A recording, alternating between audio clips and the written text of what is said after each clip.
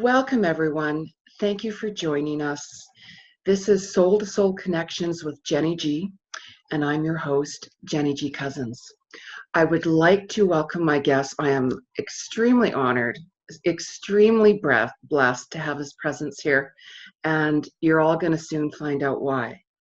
And his name is Shruti Ram. And before we begin, I'm just going to read you just a little bit of his bio. I have to keep my glasses on so I can actually see this. So you're going to soon see this amazing person. Okay, now, Shruti Ram is a beloved figure in the mystical and yoga community, a name among names, and a disciple of Neem Karoli Baba. Is that right? Pretty close. Neem Karoli. There you go. I knew I'd need your assistance.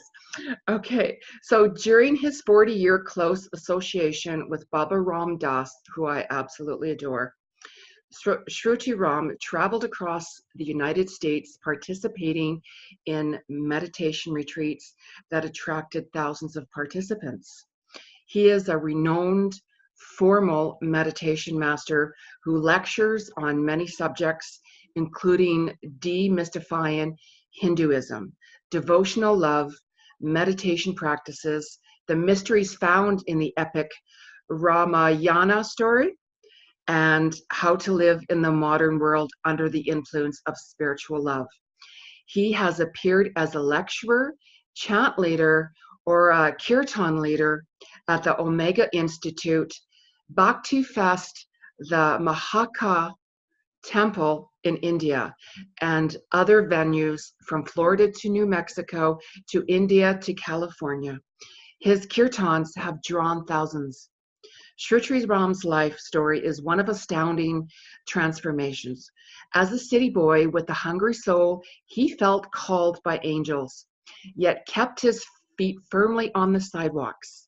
Always drawn to a higher path, he forged a parallel career as a brilliant New York City fashion stylist on call to top designers.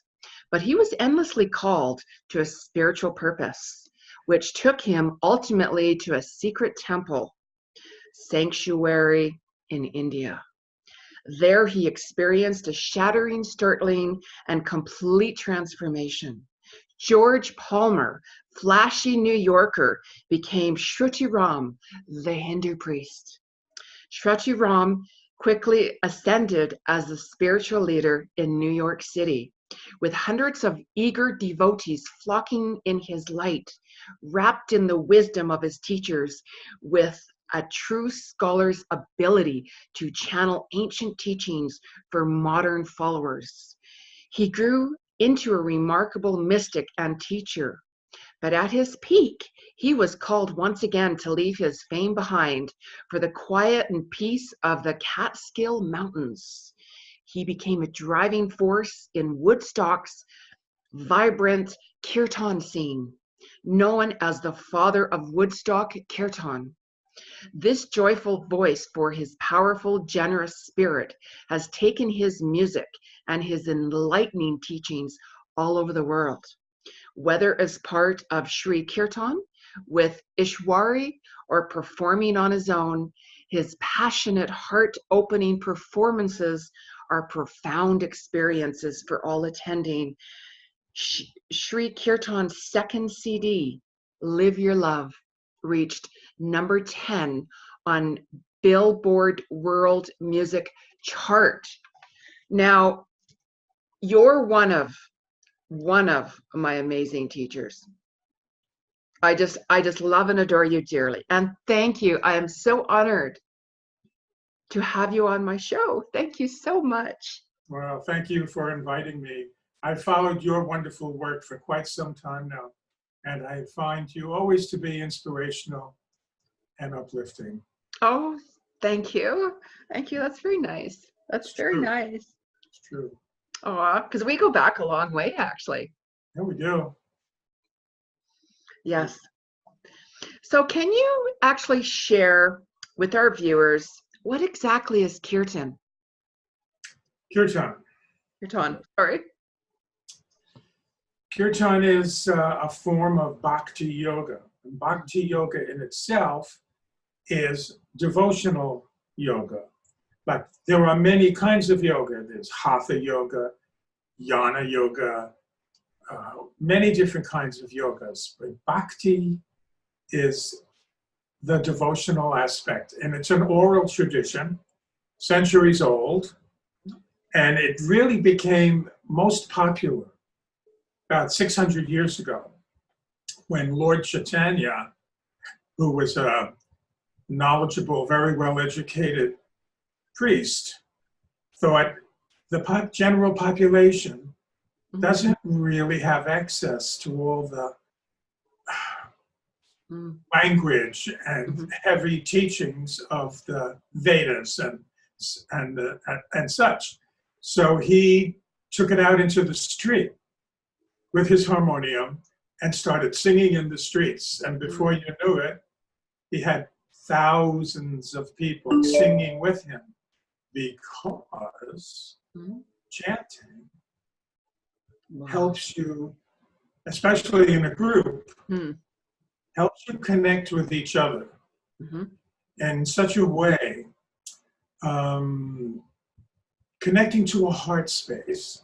And as I said, it's this oral tradition. And when people sitting next to you and you're all chanting the same thing, even if you don't know what the words mean, your intention is to go inside. And before you know it, you realize you're all inside the same space. And there's such power in numbers. It's an enormous collective because sound travels endlessly, forever through the universe. So all of the chanting that's ever been done, when we sit and we chant, we join that collective. Yes, that's amazing. I love it. I chant every day. I just really connect with it. So what brought you to this path? Well, it's kind of a funny story. I was a hairdresser in New York, working very hard and trying to build up a reputation, which fortunately I did do. And I heard of a book, Autobiography of a Yogi by Paramahansa Yogananda. And everyone was talking about it. And the Beatles were talking about it because I had the privilege of meeting them. Oh, wow. And Autobiography of a Yogi, I read it, I consumed it. And I sat with it and I thought, what a bunch of baloney. It's impossible. But maybe it's not impossible. So I thought, well, I have to go to India and find out. Go to the source. Don't take anybody's word. Because in issues like this, your personal experience is the guru within you. And somebody else's experience can be inspirational, but your personal experience is what gets you there. So I went to India, and that was the beginning of the end. I threw everything I knew as important out the window and traveled to that inner space. And it wasn't easy because I fought it all the way. I didn't want to give up my fancy life, but I wasn't happy with my fancy life. So I found a wonderful teacher in India, Satya Sai Baba. I went to see him. It's the year this guy passed away. So when I got to India, he was dead. And I had an incredible time. And I have a bazillion stories about that, but maybe that's another time. That's another interview. And I came back and got involved with a meditation teacher in New York City, who I found driving through the city one night. Ram Dass was on the radio. And he announced that if you had any questions, you could call the station directly. So I searched the streets for a phone because we didn't have cell phones in those days. And I actually got Ram Dass on the phone and I said, I need a good meditation teacher in New York. he said, go see Hilda Charlton in Greenwich Village, Mhm. which I did. And she was a magnificent teacher. Mm. And ultimately, I met Ram Dass there, Oh, nice. and we became great buddies. And we studied together, we chanted together. And then I wound up being meditation master on his retreats and traveled around with him. With And Ram Dass? with Ram Dass. Oh, wow. We became great friends. And at one point, I actually lived with him in New York City. Mm. It was wonderful. Oh, I love Ram Dass. I absolutely love him. I've read his books and wow. Yeah, Amazing. I was just with him in July with the completion of our Hanuman temple in Taos, New Mexico, the Neem Karoli Baba Ashram temple. Oh. Ram Dass had the dream of building this temple for the statue that he had made 40 years ago. Wow. And we've been trying for 40 years to get this temple built, and it was finally completed. And Ram Dass came, and it was a glorious, glorious reunion for about 2,000 of us. And just a wonderful, wonderful moment in our lives. And for us to see him have the realization of his dream was just, there wasn't a dry eye in the place. Oh, no. No. No, absolutely not. No, he's definitely in my heart. Definitely in my heart. So why did you choose chanting as a path or practice? Like, what brought you there? Well, I was born a nice young Catholic boy, went to 12 years parochial school. And when I was in elementary school, it was recognized that I had a bit of a voice. So I chanted Gregorian chant for 12 years. So chanting came naturally to me. And then in India, that's what they do. I mean, it's just phenomenal, phenomenal things. I mean, you made a reference to when I was in India at the Mahakal temple. It was a Hindu holiday called Shivaratri, and which is a very big holiday. It's the night of Shiva. Oh, okay. Mahakal is the oldest Shiva temple in India, and the biggest, one of the biggest. And we were invited. I was traveling in those days with an Indian female Swami, and we were invited to do kirtan on Shivaratri, which was equivalent to singing at St. Patrick's Cathedral on Christmas Eve, you know, like that big. Then the media was there, and the newspapers, everything gigantic. And we're sitting up on the stage, and she turns to me and she says, Shruti Ram, it's an awful lot of people. How many people do you think are out there? So I looked around and I said, oh, there must be 5,000 people, at least. So she said, well, you know, everybody's doing Bollywood kirtan. Let's do traditional Om Namah Shivaya. I said, great, let's do it. So that's what we did. The crowd went crazy. They loved it. We sang we were some of many guests. We did our gig, and then we went home. The next day, we're walking in the street, and we see the headlines in the newspaper. Tradition returns to Mahakal from Westerners. That was us. We brought it back to the source. Wow. And there were 80,000 people there that night, not 5,000. So we felt very, very good about, we had always heard all the Westerners, people in the United States were grabbing yoga and taking it into their personal lives. And in India, they're grabbing materialism and bringing that into their personal lives. And we brought it back. From that night on, only traditional chanting on Shivaratri in that temple could happen. Oh, that's amazing. We did it. That's amazing. It's a wonderful feeling. Oh, I can imagine. I couldn't imagine actually until you've actually experienced that. So can you share with our for our viewers who might not know what a mantra is? Mantra. Mantra. Mantra is a series of words. And they're usually Sanskrit words. And Sanskrit words are not just spelling.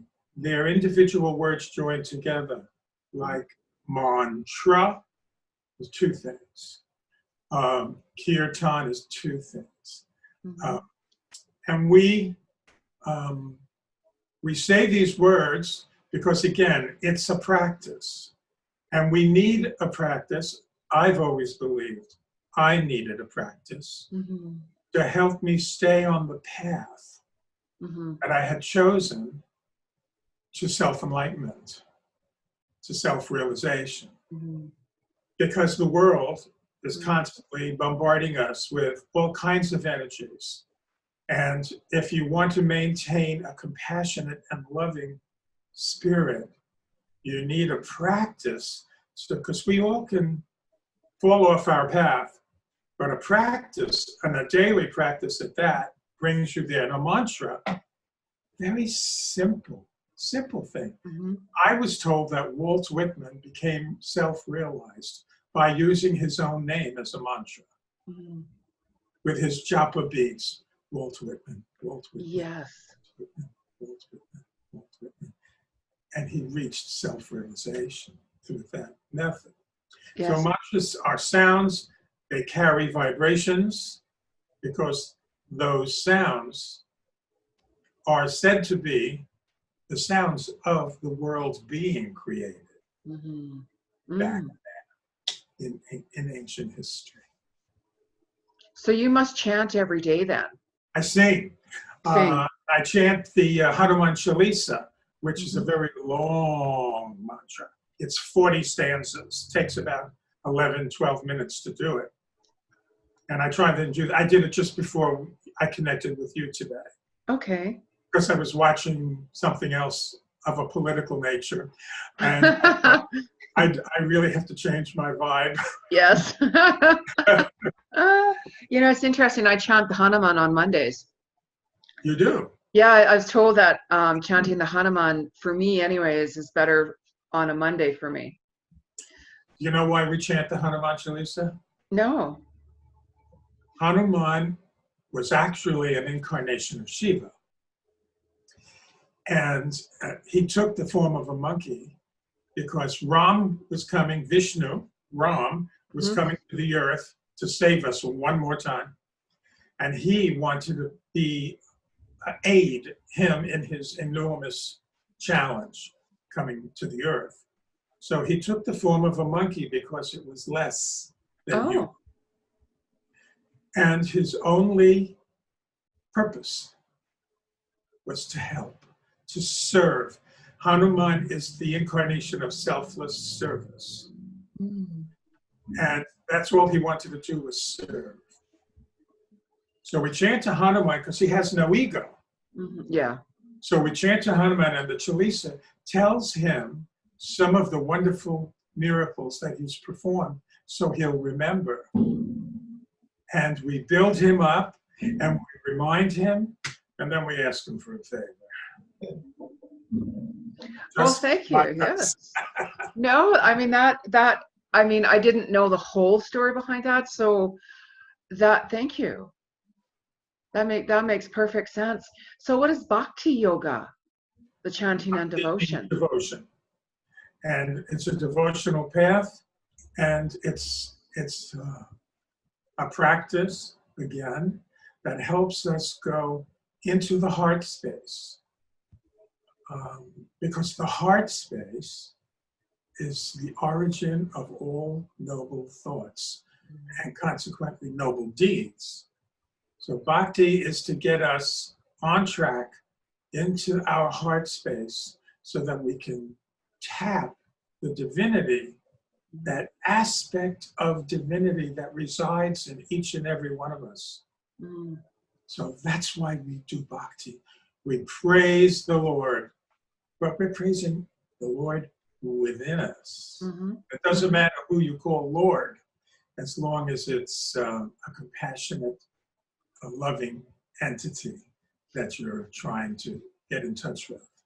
I love that, because when I know a lot of people, but there's very few who I have like in my life, and I will connect with if I can connect with someone on a heart-to-heart, soul-to-soul level unconditionally, that's my tribe. Yeah, so It keeps us on the path. yes. It helps us read the road signs that keeps us on the path. All of the saints and sages who came before us left road signs for us with their experiences, their personal experiences, which I've just written a book about my personal experiences, and I thought, well, really, it's just going to be another memoir. And what really shocked me was that after I had completed it, I had to go back and proofread the whole thing, because I never looked back. I was either in the moment and taking the next step forward. Absolutely. And I never looked back. And after I read what I had written about my life, I was blown away that it was such a magical and mysterious journey. And I felt that it could be inspirational, because I'm just another schmo on the planet, and I had a wonderful time being compassionate and kind. That's your nature, and that's your nature, and that's why I connect with you, because you're real, you're authentic, and you're all heart connected. And I want a copy of the book, by the way. Well, they're redoing the whole thing right now. I just signed with a new publisher. Yeah. And they're going to do an absolutely stunning book. And the publisher was so moved by the book, he said, I have no choice but to publish this. It's got to get out there. Yes. Well, that's why, I wanted to share just a little bit about your bio up front, because it's extraordinary. And I just connected with like every word of it. It literally like went right through me, and I thought, people have to see you, they have to know about you, which they do, but it's very unique, very unique. So can you share, speaking of love and heart, can you share a little bit about devotional love? Devotional love. Devotional love. My personal practice is very, very complex. It's called Thakurji Seva, Thakurji service. And that's when you have an image that you invest through rituals and ceremonies, and it becomes a living entity in your life. So every day, my Thakurji was Ram, the Lord Ram, and he would have to be bathed, dressed, fed, read poetry to, played with, put to rest, fed again, and on and on and on and on. Thakurji Seva, it's limitless practice.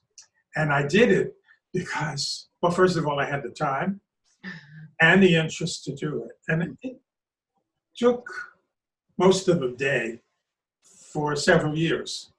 And then at one point, I was sitting with him, and he said, you don't have to do this anymore.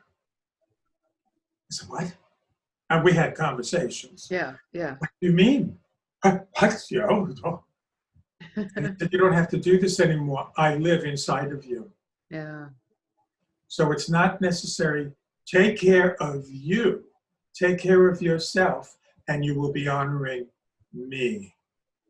And that's what I do now. I still have my Thakurji, which is, I could bend your ear for several hours on that one. But he's here, he lives in the house, and that's my devotional love. But it doesn't have to be so intense. Devotional love is, we do it through bhakti, through chanting, through mantra, it helps us to change our physical world because we are changing ourselves from the inside.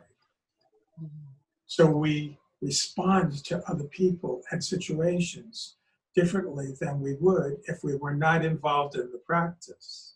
It keeps us in love. One of the reasons I fell so in love with this man's teachings, Neem Karoli Baba, was because he had very simple dictates. And it was, love everybody, feed everybody, see God in everybody, Yes. and don't try and figure it out. Yeah. Yeah. No. That's why I fell in love with him. Yeah. I can totally see that. I didn't need a mantra. I didn't need anything. If I could just follow those rules, I knew I was on the way home. And Ram Dass always says, that is the truth, because ultimately we're all, and this is the name of his newest book, we're all just walking each other home. Yes. That's what we're doing. And devotional love promotes that in a very positive and forceful way. Yeah, it has such a nice flow to it. You know what I mean? The energy all just seems to be flowing just all around that. I can really feel that, you know? So what is this? Is that the book, All Roads Lead to Ram? That's my book. I know. All Roads Lead to Ram. I love it. The subtitle is Personal History of a Spiritual Warrior. Wow. Adventurer, spiritual adventurer. Adventurer, I'd say that. I gave it to Ram Dass when I saw him in July. And I walked in and I said, well, I brought you this. So he looks at it, he takes it and he looks at it. Gives me the look, the piercing, melt in your shoes look. And he goes, it's true, over here. And he took a picture holding the book. What a lovely gift. Oh. And it's the story of how it all got started. And if you want to hear any of the stories, I can relate. Yeah, yes, absolutely. I was just going to ask you that. Can you share with us a story? Actually, seriously, that was my next question. I'll tell you the first story because most people can really relate to it. When I came back from India, I wanted a mantra. So I found a teacher in Manhattan. Yogi Dinkar was his name, on 57th Street in Manhattan. And there was a whole bunch of us went there to see him.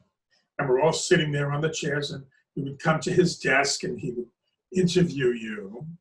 It came to be my turn, and he looked at me very deeply, which I hadn't noticed with the others. So he said, so I have to preface this by saying he was very unusual because he had a very heavy Jewish accent. And he was dressed in Indian clothes. He spent most of his life in India. And he said to me, so you want the mantra? So I said, yes. He said, no, not for you. Not yet. You're not ready. I said, what do you mean I'm not ready? I'm here. I have $100 for my mantra. He said, no, you'll have to take yoga lessons for a while to prepare you for the power of the mantra. I went, oh, baloney. Just another old man capitalizing on a new vogue. And, oh, what the hell? So I took yoga classes. It went on for 7 months. And every time I would say, when do I get the mantra? He said, you're not ready yet. All right, all right, all right. I'd become a pretty good yoga teacher myself. Then he turned to me one day and he said, well, don't you want a mantra? Don't you still want one? Don't you still need one? I said, you give it to me when I'm ready. He recognized all of that arrogance in my persona. And he looked at me and said, okay, you'll get it tomorrow. He said, bring some fruit and a stick of incense. I said, and $100. And he said, no, you don't need that. Just bring the other things. That day, I went to see him. He was so kind. He had set up a closet with all pictures of deities. And we sat there in that little closet space. And he did all his incantations and his bell ringing and his mantras and all this stuff. And I was waiting there for the magic to hit me. And then he said, the moment of transmission is at hand. Your mantra is Ram. And I said, that's it? Ram? That's it? It's not Hare Krishna, Krishna, Krishna. He said, all of anything you will need in this life, all the words of every language are in that word. Everything you need will come to you through that word. Do you believe me? I said, I do believe you. You've always taught me honestly and truthfully. I don't quite get it, but I believe you. And that's how I got my mantra. Little did I know that ultimately I would be named Shruti Ram. Oh. I found a guru who the only word he wrote in his diary for 80 years was Ram. Yeah. And on and on and on. Ram's presence in my life is astronomical. Mm-hmm. Because I was going to ask you, how did you come across your name? Mm-hmm. It was given by one of my teachers, and it wasn't. We were meditating, and she said, you're going to go to a very different place today, and you're going to hear something. I said, really? Okay, let's go. I've got my seatbelt fastened. I'm ready. Let's go. And we chanted and we went. And it was a very, very powerful moment. And when it was over, she said, what's your name? I said, Brahmananda Saraswati Shruti Ram. And she said, correct. And she said, only answer to Shruti Ram. And I have ever since, and that's 40 years ago. Wow. And it really suits you. I mean, the name really, really suits you. Like it's a nice energy. Do you know what the Shrutis are? It's another name. It's another name for the Upanishads. And the what? It's another name for the Upanishads. Really? There are Shrutis, Smritis. They are the Upanishads. And the Smritis are written word, and the Shrutis are revealed vocal words, orally, passed down for centuries. So Shruti Ram are the revealed words of the Lord. And in music, oddly enough, the Shrutis, I particularly like this one. The Shrutis are the sounds between the notes, like the beads of a mala. Oh, I love that. And that's how I see it. And then I became a kirtan wala, a kirtan singer, it's just too crazy wonderful. It's magical. It's pure magical. I love the flow of it. Thank you. I do too. I love the flow of it. Do you have any other like teachers who influenced you? Well, Neem Karoli Baba and his satsang, his family, if you will, our spiritual family, they're the most wonderful people I know. They're the most difficult people I know, Yeah. But they're wonderful because they're real and they're not phony holies. They're really doing the work. And that's why it's called work. It's not play. It's not, oh, I feel so holy. No, it's get out and dig the ditch so the septic system can work well. And with the help of God, I'll get it done. You know, it's very real. And I adore them. Of course, there was Sai Baba, there was Hilda Charlton, Ram Dass, Yeah. who was, he was Dean of Psychology at Harvard. This man knows how the mind thinks. And I always told him, I said, I'm sticking with you because you're so much smarter than I am. And if anything is not quite kosher, I know you're going to spot it before I do. And it's true. In the old days, in the early days, when Ram Dass and I were gathering hundreds of people, which we got all the mansions in South Queens, and we packed them with people so we could all get together every day and have teachings, and Hilda and Ram Dass. It was just marvelous. And I forgot where I was going with it. My head is like a Rolodex right now. Yes.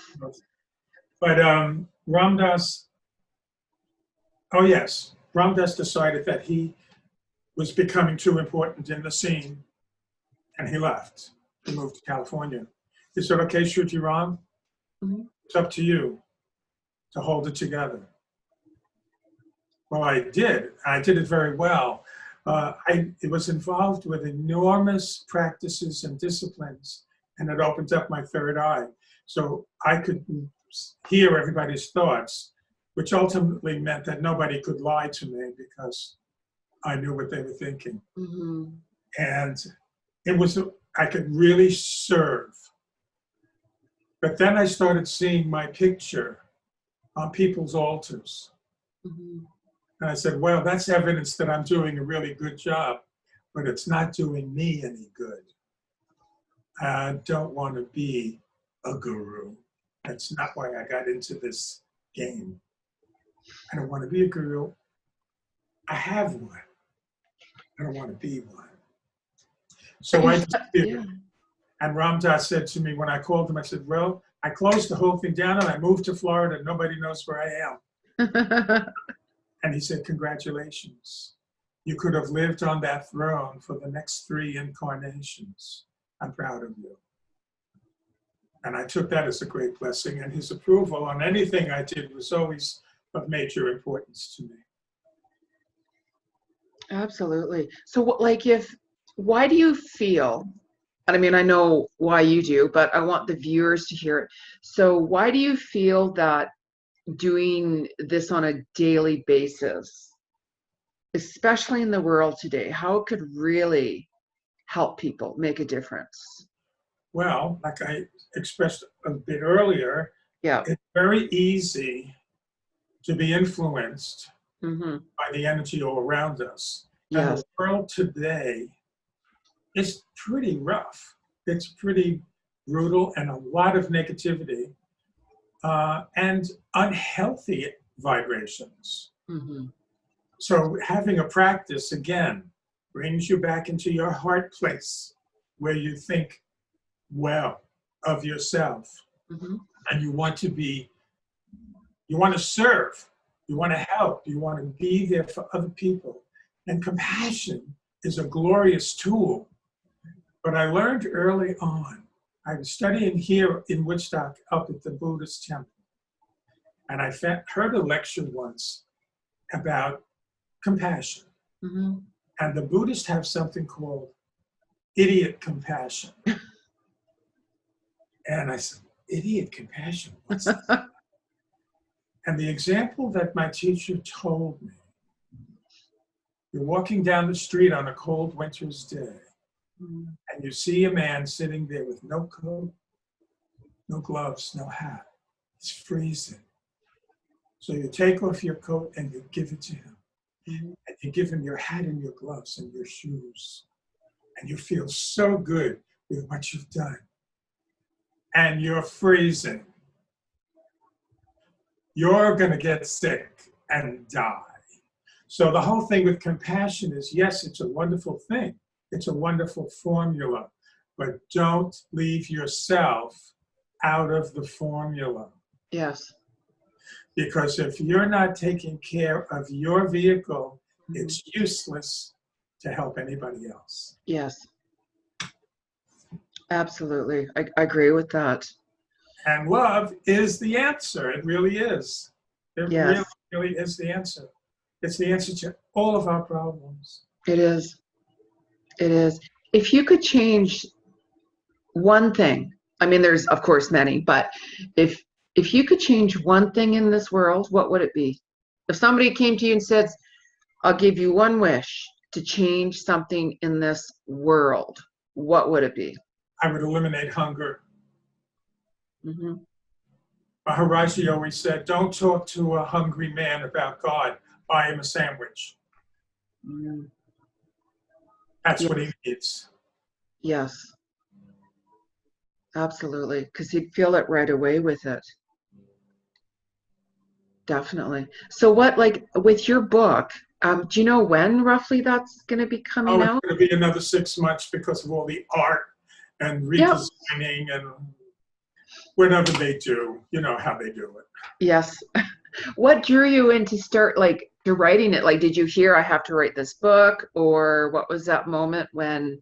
Well, okay. A long time ago, I started this book, about 10 years ago, maybe a little Oh, more. wow. I started writing the book and I said, well, gee, this is very interesting. Mhm. Preface to that was I was in India and I went to a seer. Mhm. He said, do you have any questions? And I asked him a million questions about my life. So far, everything he told me came to pass. But I said, what about my old age? What happens in my old age? And he looks and reads. He said, oh, you're going to become very famous for something that you write. And I said, me? Write? I'm not a writer. Maybe it'll be a song. But anyway, I started writing just to see what could evolve. And I really got into it. And then all of a sudden, the music took off. And Ishwari and I were touring and touring and touring all the time, and festivals and feasts. And oh gosh, it was a fabulous, wonderful time. And then after about 10 years of it, I looked at her and she looked at me and I said, let's not do this anymore. So she said, yeah, okay, I have to get established in some kind of a livelihood myself, she said. So then I took the book off the back shelf and completed it and then edited it and reformatted it and worked very hard and diligently on it. And then all of a sudden, anyone who I allowed to read the manuscript couldn't put it down. And that's how it all came to pass. Mm. And like I said, I was blown away when I read it. I said, my God, this is my life. And then I thought, I'm taking such a risk because I'm standing naked in front of the world. I'm telling it all. I'm telling it. Yes, absolutely. That's one of the things I love about you because you're very authentic, like very authentic. And that's what I thrive on, authenticity from the heart. That's what I connect with. Well, that's what I connected with you. Yeah. Yeah. That's right. Yeah. You were in a place that was very real and you needed support. And I didn't know you from a hole in the wall, but I felt, oh, yes, I understand. I understand. This lady needs some support. Before I knew it, we were writing each other back and forth and just really sharing a lot of our lives. A lot. Yeah. And keeping it real, you know, and that's the thing. Like I'd always like, even on my other show that I had on Shaw TV, I'd get people saying, oh, what should I say? How should I act? And I'm like, okay, you don't need a script. If you want to go in a movie, you can be someone who you're not. But I want you to be yourself. Be you. Be your authentic self. Why would you be someone who you're not unless you're doing a movie with a script? And that's, you know what I mean? That's my logic. Right. Keeping it real. Right. You know, love and acceptance, keeping it real, unconditionally. Simple. Getting back to what you asked me before about living in the world, I think it's really, really, really, really most important to sit sit alone, get real quiet, and get back inside. Yeah. So that you can really see or visit a space and an energy that resides inside of us that is so much bigger than who we think we are. Yeah. And it's so much bigger than our minds can even fabricate. That's the glory of it. Mm-hmm. You know, it's not what I call a figment. It's not a figment of your imagination. You can actually go there. Yeah. This past weekend, I went to a concert, a wonderful concert, and there was music of famous poets. It's called the Dead Poets Concert. And of one of the authors put to music was Walter Whitman, and there was a little explanation about the poem that they were putting music to. And it was called The Noiseless Little Spider. And the whole poem, the essence of the poem was that the spider sits alone and quiet and throws part of himself, his web, out into the universe, hoping to connect with something divine, if you will. I love that image. I like feeling like the spider who's casting out, hoping to catch something beyond my imagination. Yes. Love it. Yes.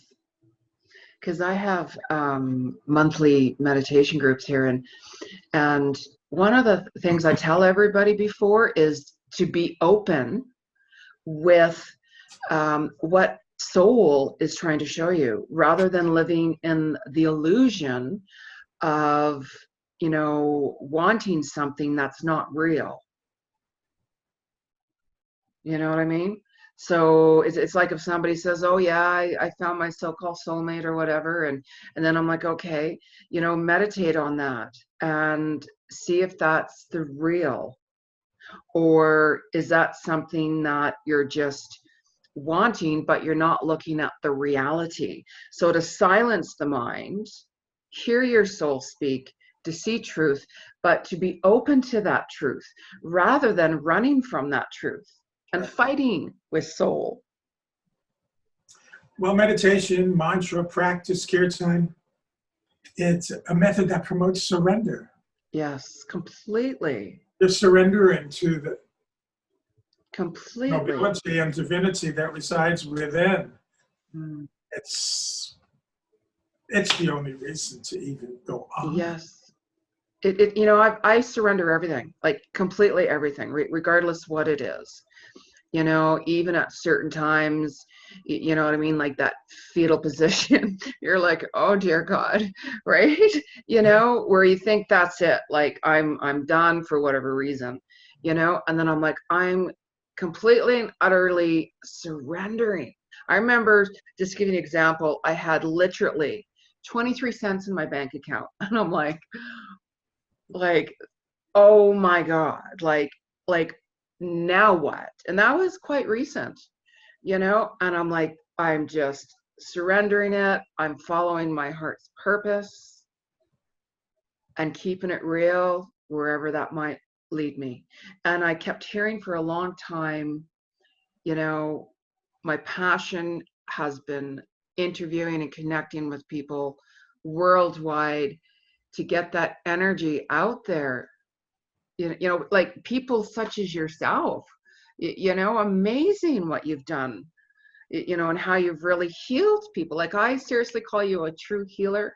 You know, there's people around where they say, oh, I'm a healer, you know, great, but there's certain people, in my eyes only, of course, right, that I consider a true healer. How you've touched that person, how you've really changed that person and made a difference in their lives. It's the unity of compassionate hearts. That's the power. That's the place where divinity thrives and ultimately causes complete evolution. Yourself, and the best way to teach is to be. Yes. That's it. You want to be a teacher, you don't have to tell anybody you're a teacher. Yeah. live it, do it, be it, and they get it. We Yeah. share it. Be yourself. And that's where the real comes out of. You know, the old saying is, try stop being somebody who you're not, and listen to your soul and follow your passion, because you'll find your purpose when you let it go and surrender it. And your own personal experience, as I said earlier, your experience is the guru that you're looking for. The guru lives within. Mm-hmm. Your personal experience when you have a path, when you have a practice, even if it's just chanting or if it's just japa or hugging a tree every day, but have a constant, keep it together, a place where you can almost understand it, but you know it's pure and you know it's bigger than you are. Mm-hmm. Embrace it. It'll change you. Changed me, it's changed you, it's changed many people. Yes. So if somebody said to you, do I have to be a good singer to chant or to sing kirtan? What would you say to them? Oh my God, that's the best part of it. You don't have to be able to sing at all. Yeah. That's the best part. And there are people who can't sing for beans, Yeah. but they can chant. It happens. People say, how did you ever learn the Chalisa? Because it's long. And I call it mouth yoga. It's hard to learn it, but it's not. Yeah. So what you have to do is read it every day. Read it once a day for a month, and then all of a sudden a little switch goes thunk, and you've got it. It's the most amazing thing. Mm-hmm. So you didn't take any voice lessons or anything? You just kind of... Oh, for chanting, no. I had voice lessons in the past. Yeah. I studied opera as a young man.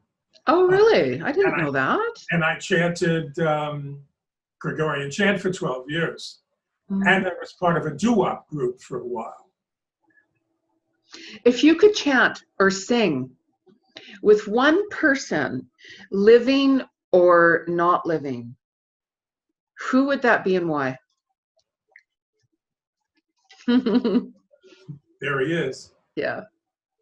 I would sit at his feet. As we say, take the dust from the lotus feet of the guru and touch your head to clear the mirror of your mind and chant. That's what I would do. Mm.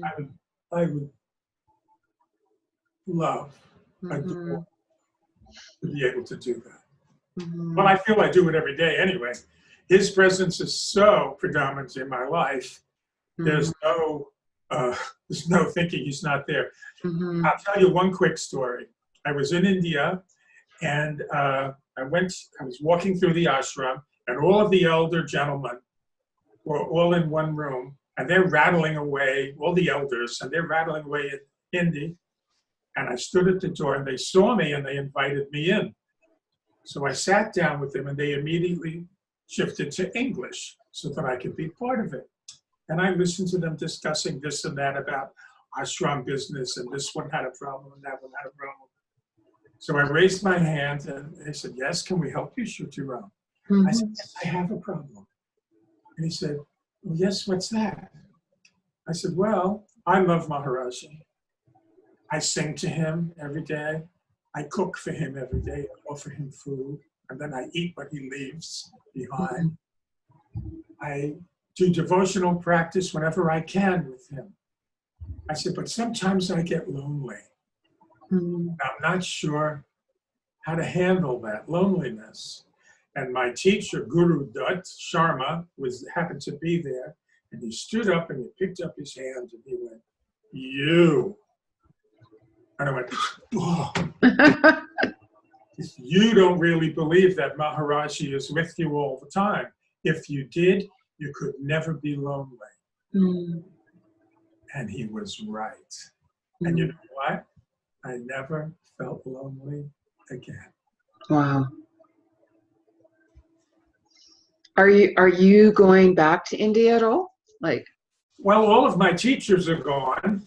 Mm-hmm. And I might be going back because of the book, because this Yes. publisher told me that they're going to do a printing in India and Europe. So probably. Oh, that would be amazing. That would be amazing. Want to come? Yes. Yes. Like, don't even kid with me. I've been wanting to go forever. You know, every year I'm planning on going, you know, but roadblocks. But I'm like, surrender it for divine timing. And then in my Vedic chart, because I'm also studying Jyotish Vedic astrology, I'm supposed to go in 2021, but I had someone told me, no, you'll be going sooner. So surrender it. So I would totally go. I'll keep you posted. Oh, please do. Like, please do. Like, don't even kid me with that. Like, you know? No, really. And if you should need to go before I'm going, I'll hook you up with someone to go with. Oh, wow. Easily. Yeah, because I've never been. You know, I mean, I know people out there and stuff, but no, we'll definitely. You want a sacred journey. You don't want to just go see Taj Mahal. No, it journey. completely and utterly it beyond sacred when I go. I did a painting actually, long story, but I did a painting because I do past life paintings and everything, but I did a painting. I was just painting whatever, and then it ended up to be like a painting of me, and I kept on hearing for quite some time, you know, when I go back to India, or when I go to India in this lifetime, that it's going home to God. So I called my painting going home to God, going home to the beloved. And you know, I've always said, when I go to India, I'll either be staying there for a long time, you know, or I might not make it back. So who knows? Surrender, right? When I was with Sai Baba on that first journey, and I finally got what I wanted from him, one day I woke up and I said, well, that's it. I'm never going back to America. Yeah. And that day, when I had my interview with him, they call them interviews every day. When I had my interview with him, he went to me and said, it's time for you to go back to America. I said, what? He said, go back to America and worship your mother as though she was a goddess. And I had never told him, but one of the reasons I went to India was to get away from my mother. And then he told me, go home and worship her, which is what I did. And she became my best friend. Yeah. And you healed. Absolutely. Absolutely. That, you know, this is so amazing, you know, and as I said to, you know, everybody, of course, once they see this, of just seriously how honored. I've been wanting to interview you for years, like years, actually, you know, but of course, that's why I'm like, no, I've got to get my own show going on, you know, online, so that way I can finally connect with the people who I truly want to connect with, who I resonate with on a deep level. And they can seek you out because it's easy to do so. It's easy to do so online. It's easy. Yeah, you reach people, and it's just a real blessing, like being so grateful that, you know, the opportunity is there to be able to do that and share it with people, and you know, and help them with, regardless of what, like even the work that I do, like my spiritual work. I mean, my goal, you know, has always been, even if I could help even one person a day, even one person, that one person can truly go out and help other people, and so on, and then we have unity within the collective consciousness worldwide. You know, it could really truly help others in so many ways, especially when your book comes out. Like, oh my God, like, that's our purpose, as far as I can deduce. Yes, always been mine. It's our job, especially when you reach my age, all of a sudden I found myself wearing the elder's shoes. Oh, And it was like, well, you've got a job to do. You have an obligation. yes. I looked back and saw this incredible life. So now I have to share the treasures that I gleaned from such a wonderful life.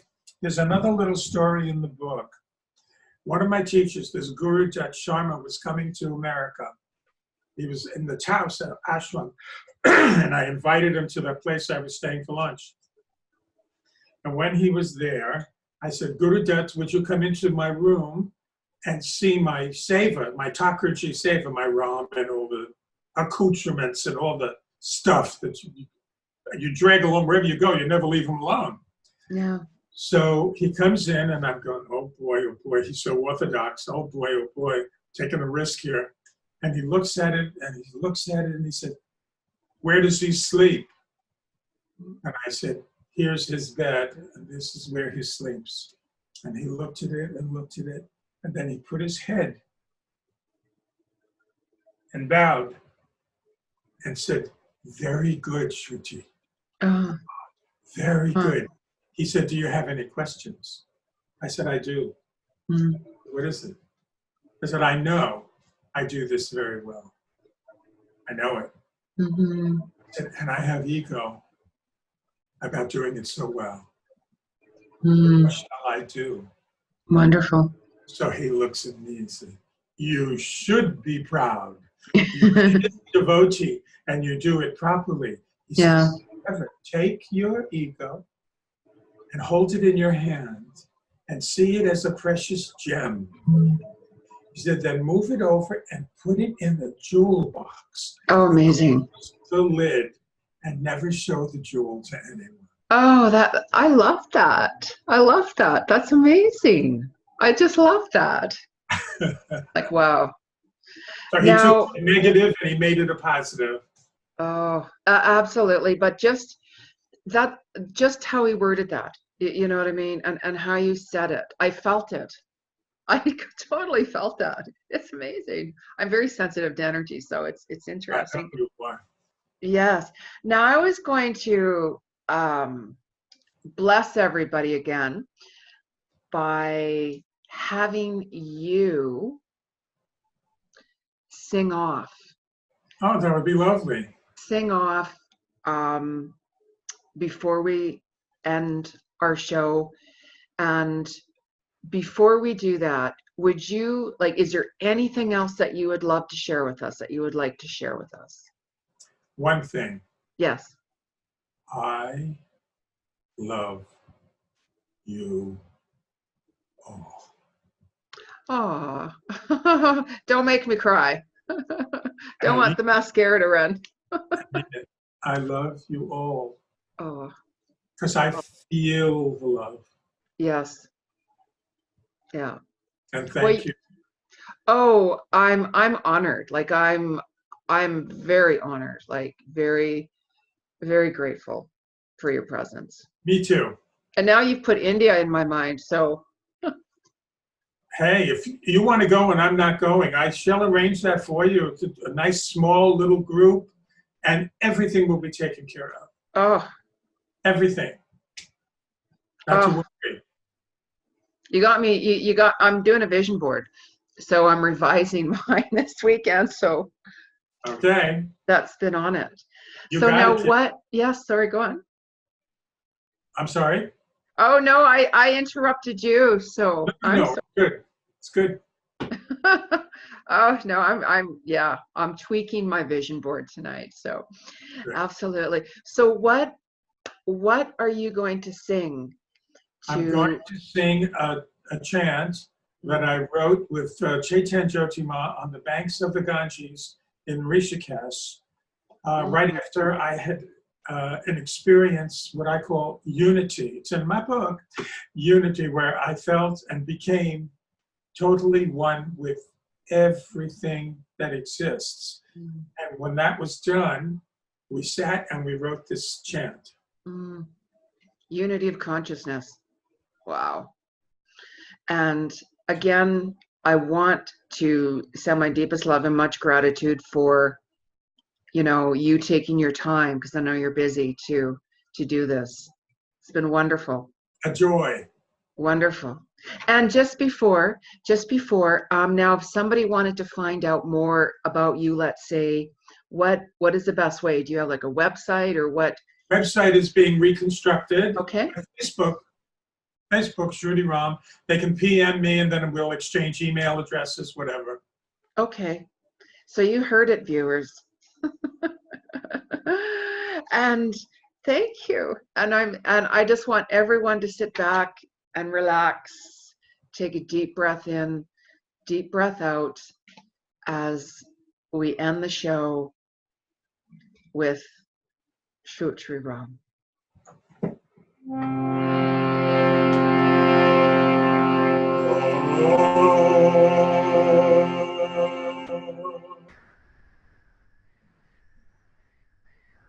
Jai Ram, Jai Ram, Jai Jai Ram. Jai Ram, Jai Ram, Jai Jai Ram.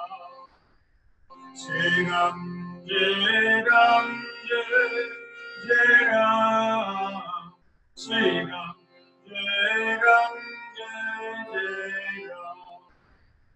Jai Ram, Jai Ram, Jai Jai Ram. Jai Ram, Jai Ram, Jai Jai Ram. Jai Ram, Jai Ram, Jai Jai Ram. Jai Ram, Jai Ram, Jai Jai Ram. Jai Shri Ram, Jai Shri Ram, Shri Ram, Jai Shri Ram, Jai Shri Ram, Jai Shri Ram, Jai Shri Ram, Jai Shri Ram, Shri Ram, Jai Jai Ram, Shri Ram, Jai Ram, Jai Ram, Shri Ram,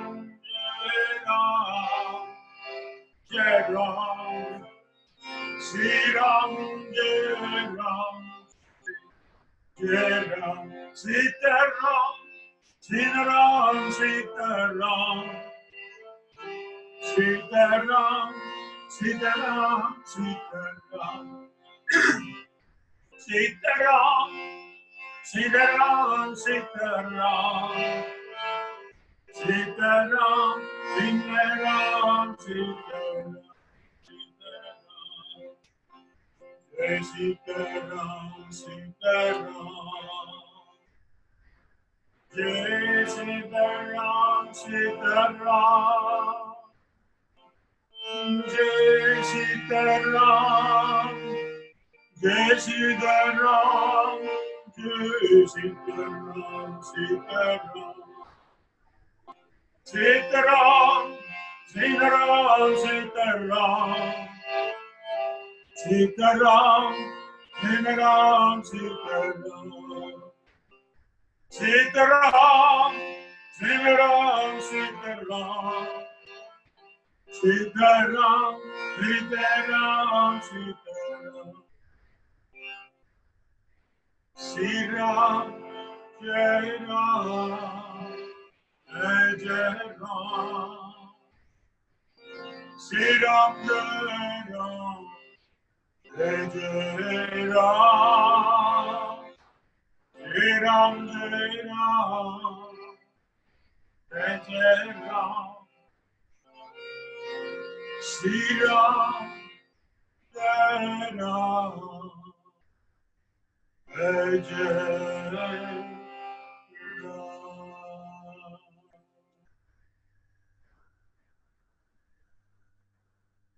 Namaste, everyone. This is Jeni Ji with Soul to Soul Connections with Jeni Ji. Please thank Sruti Ram for his presence again, and stay tuned for another show, another interview soon coming. Namaste, everyone. Namaste.